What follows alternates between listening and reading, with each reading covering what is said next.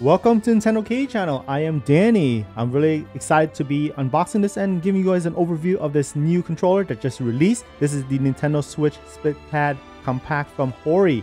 Now, you guys were probably wondering what's so special about it. It is something that you may consider if you play a lot of handheld mode on Nintendo Switch, and maybe an alternative for people who want to play in comfort over the tried and true Joy-Cons, because it gets a little crampy. It is a more beefy controller, but they do have limitations on it. But I will go through it as I unbox it and show you guys around. But before I do that, I'm going to show you what's around the box. So obviously you have the image of how the controller looks when you connect it to the Nintendo Switch console.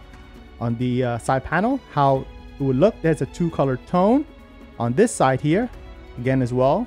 On the top, nothing special, just Nintendo Switch logo. And on the back, a couple of description and how it would look if you hold it in hand. So you can tell right there, it's already looking beefy, more comfort, right? And a couple various buttons that are very different from the standard Joy-Con. All right, I'm going to unbox this and show you guys around. All right, just taking this stuff out.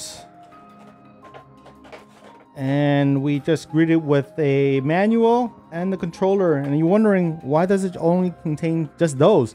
Because there's a specific reason, and that also goes through the many things that quirks about this controller. The manual is pretty thick, and I believe it's in different languages. It was kind of scary to see that. Wow, that's pretty thick for just a controller, right? But don't worry, not too much. So taking the controller out, and I can feel right away it's pretty beefy. You can see it's chunkier than a typical Joy-Con. I'm going to bring the Joy-Con into frame so you guys can see a comparison right away. Very small versus this here, back side, and on this side, on top side with the trigger buttons.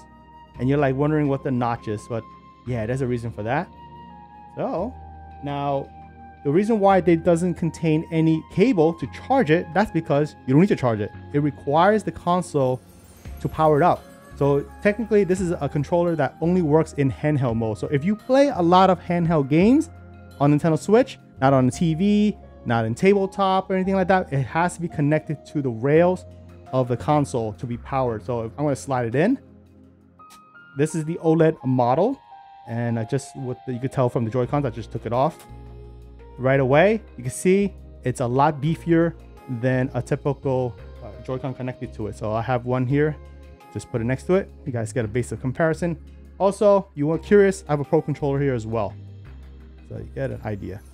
Okay, so I'll put everything on the side. I'm going to explain a couple things, but before that, I'll give you guys an overview of the controls, because there are a lot of buttons here, and it's significant, especially if you play on handheld mode. So first things first, you have the analog stick here. The left and right, they're both full size, they're big, and a lot more range in motion. So if you play a lot of like 3D games that require control like that, this is definitely a worthwhile upgrade, because you have more subtle movements that you can do versus the Joy-Con, analog stick. It's very small. You can't move a lot of range, and this one does. Another big benefit to this controller scheme is the D-pad. So if you play a lot of fighting games or games that does require a D-pad, a proper D-pad to be more precise, this can be very helpful. The Joy-Cons original do not have a D-pad. It just functions as a button, but you kind of work around it because it was meant for people to probably play it as, like a side controller. And if it's a D-pad, it wouldn't, I guess, represent the buttons properly. That goes with this one here, of course. Next, we go on to, this is standard buttons that you find on any controller. That is the photo capture button. On this side here is the home button, the A, B, Y, X. The buttons are bigger than the typical Joy-Cons. We have the minus and plus, left and right respectively. I'll go in detail with these buttons here in a moment. On the top side, we have the L, R, and ZL and ZR. Same thing, they're digital buttons, so you press it, it functions right away. Okay, now on the bottom here, we have an assign button and a turbo button.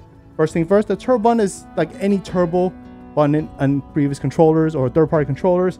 If you have some movement in the game that just want to be repeated, you press on that, it'll just do the same action over and over. So turbo button is right there for your convenience in gameplay, and it's on both. So It could be here, it could be on the left, it could be on the right, whatever the buttons is, there's turbo there for you to use.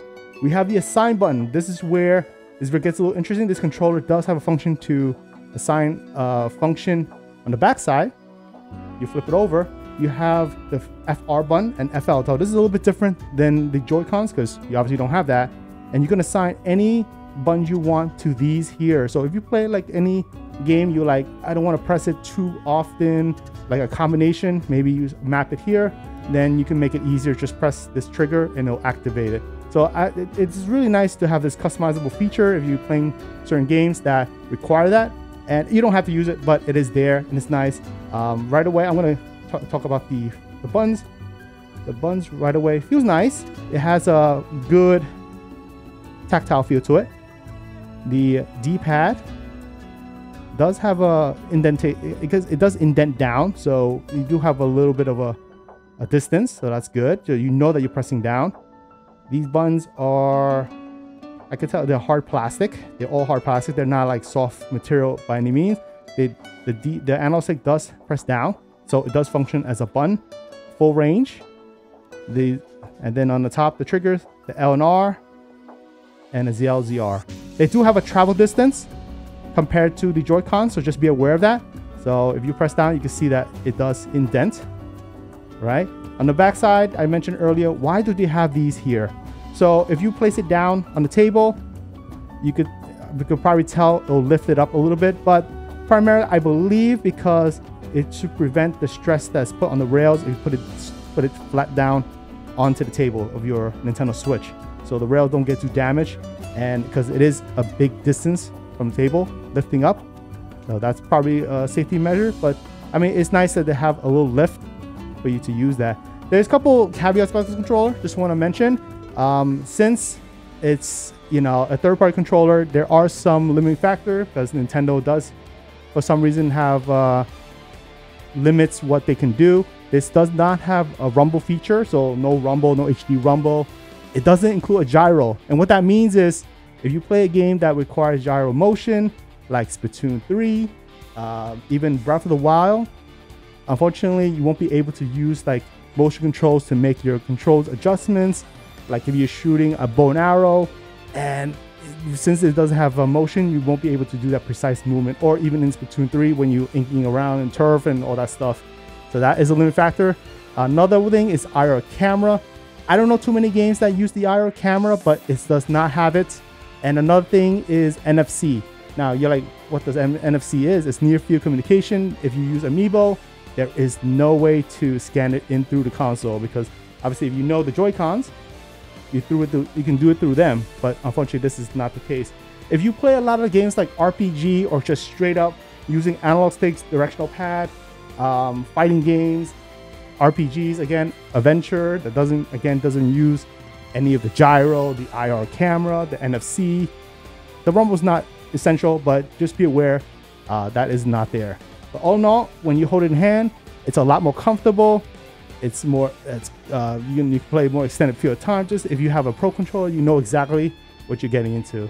All right, that's my overview of this new controller. Definitely consider it if it fits your use case. This is the Nintendo Switch Split Pad Compact by Hori. It is an officially licensed product by Nintendo, and especially if it fits your use case in terms of how you play in handheld mode, if you want to play an extended period of time in comfort, definitely consider it. I'll put a link in the description if you're interested in checking it out. They do have various other colors besides this one I have here.